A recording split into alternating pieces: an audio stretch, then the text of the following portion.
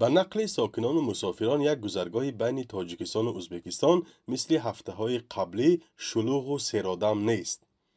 در نزدیکی گذرگاه قشتگیرمان ناحیه سپیتامین ماشین‌های بارکش چند روز باز انتظار مال و محصولات از ازبکستان هستند. ولی راننده‌ها میگویند که کارمندان گمرک به تاجران اجازه ورود نمی‌دهند. o'z kirayotgandir-da endi. Bitta biz uncha turmaymiz. бале ҳоло маҳсулот кам ворид шуда истодааст. доду гирифт бошад нақс ку дар рӯзгор камбудӣ мешавад ва ин камбудиро аз ҳамсоя буд кардан мумкин аст. мақсади ду давлат ҳам ҳамин аст. ҳозир муносибати ду президентро бинед чӣ қадар хуб аст. пеш ин тавр набуд. ба муомилаи ду ҷаноб шукргузорӣ мекунем. Hozir yaxshi mana. To'g'rimi ko'ja? Janobda borlariga shukr, muomala qilganlariga shukr qilamiz. تاجران از بیم پیش آمدن مشکل به کارشان در نزد دوربین رادیو آزادی اظهار نظر نکردند، اما میگویند مناسبت کارمندان گمرک تاجیکستان تغییر یافته است.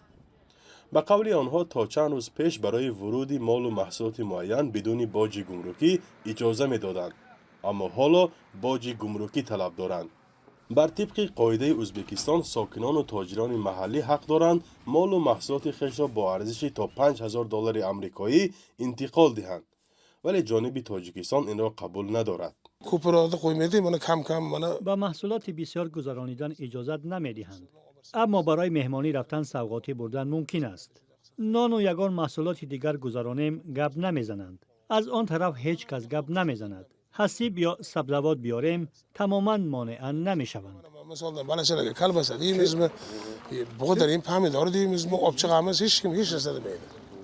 کارمندان خدمات گمرک در گذرگاه قشتگیرمان در ویدیو مسئله را شرح ندادند، ولی حضوری گفتند که باید تاجران مقررات جانب تاجیکستان را رعایت کنند.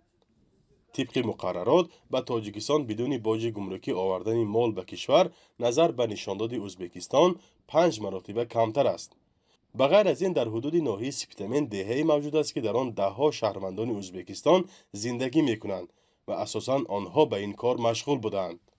چنین مسئله در نشست خبری ریاست گمرک در ولایت سوغ نیز مورد بحث قرار گرفته بود. حجتشون درست پیشنهاد کنند. آخه در بازار 5 سومون باشد و حجت چه 50 درهم دا بیارم و باید در 50 درهم و به رسمیت گمرکی داریم. استثنا و ماشین اومی استاد ما بازار هم میگردیم. 6 اصول مثال معین کردن ارزش گمرکی مال هست. مثال ما اصول 4 هم میگیریم. مثال ارزش گمرکی همون عمودی مال هم میگیریم. تمام نالوگایی که راستاموشکای کرده است. مثال نالوگ سپرده است. ترانسپورتировка بار کنی فرووردن همه اینو را مینوس ترک کرده مثال ارزش گمرکی مال معین میکنیم این وقت میگیرد. طبق آمار رسمی هرچند دادگرفت تاجیکستان و ازبکستان نظر به سال 2024 در سال گذشته $100 میلیون افزوده است، ولی بیشتر از جانب ازبکستان صادرات شده است. در سال 2025 واردات و صادرات بین دو دولت $423 میلیون را تشکیل کرده است که $240 میلیون از ازبکستان به تاجیکستان صادرات شده و از تاجیکستان به ازبکستان به اندازه $183 میلیون صادرات صورت گرفته است. بار اول نیست که مسئله بند ماندن ماشین‌های بارکش و مال و محصولات تاجران بین گذرگاه‌های تاجیکستان و ازبکستان به میان می‌آید.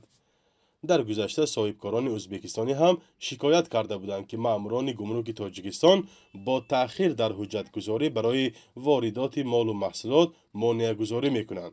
معلوم نیست رد و بدل‌های دو جانب درباره مشکل گمرکی در آینده به کم و زیاد شوی داد و گرفت تأثیر خواهد داشت یا نه.